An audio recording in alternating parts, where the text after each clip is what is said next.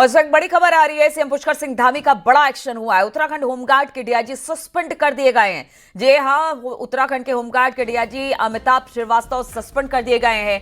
Home guards वर्दी खरीद से यह पूरा जुड़ा मामला बताया जा रहा है।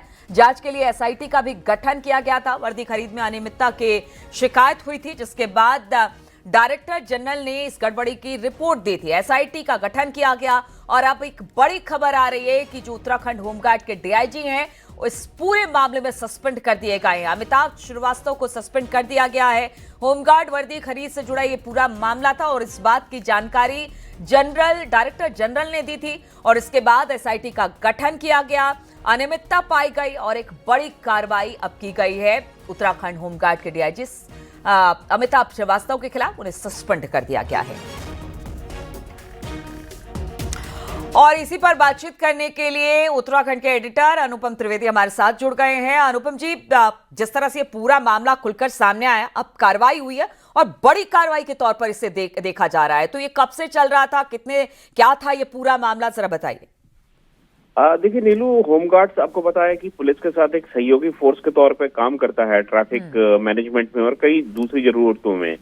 इस तरीके की एक रिपोर्ट डायरेक्टर जनरल जो होमगार्ड है उनकी तरफ से एक सरकार को भेजी गई थी कि 2024-25 का जो फाइनेंशियल ईयर था और जो 2025-26 यानी कि 2 फाइनेंशियल ईयर में लगातार जो वहां पे होमगार्ड्स के लिए वर्दी खरीदी जाती है, उनके लिए और दूसरे सामान खरीदे जाते हैं, वो मार्केट रेट से ज्यादा में खरीदे गए। मसलन अगर कोई सामान 5 रुपए का था तो उसको 20 रुपए का खरीदा गया। इस तरीके की गड़बड़ हुई है जिसमें ये अंदेशा जताया गया कि पैसे को ज्यादा इन्फ्लेट करके बढ़ा के बताया गया है और सरकार को इस तरीके से खजाने की लूट हुई है और उनको घटिया क्वालिटी का सामान मिला है। इस रिपोर्ट के बाद हलचल मची है और मुख्यमंत्री पुष्कर सिंह धामी ने आज बड़ा फैसला लिया है।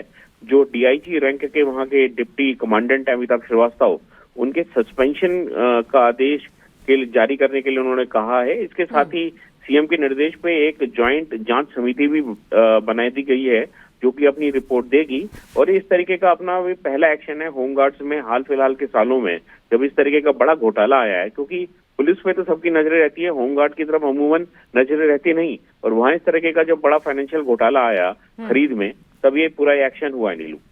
और बिल्कुल अनुपम, अगर देखा जाए इस पूरे मामले को और बाकी भी आगे के लिए एक नजीर के तौर पर इसे देखा जाएगा। आप देखिए जिस तरह से जो होमगार्ड के डीआईजी है उन्हीं पर कार्रवाई हुई है और बाकायदा एक एसआईटी की टीम गठित हुई, इसके बाद जांच हुआ, जांच में दोषी पाए गए और बड़ी कार्रवाई। यानी आगे के लिए भी अगर इस तरह की हरकत कोई करता है तो फिर उसके लिए भी पुष्कर सिंह धामी जिस तरह से काम कर रहे हैं और लगातार वो कह रहे हैं कि जीरो टॉलरेंस के साथ वो किसी को नहीं बख्शेंगे, तो एक तरह से नजीर कह लीजिए इस पूरे मामले को।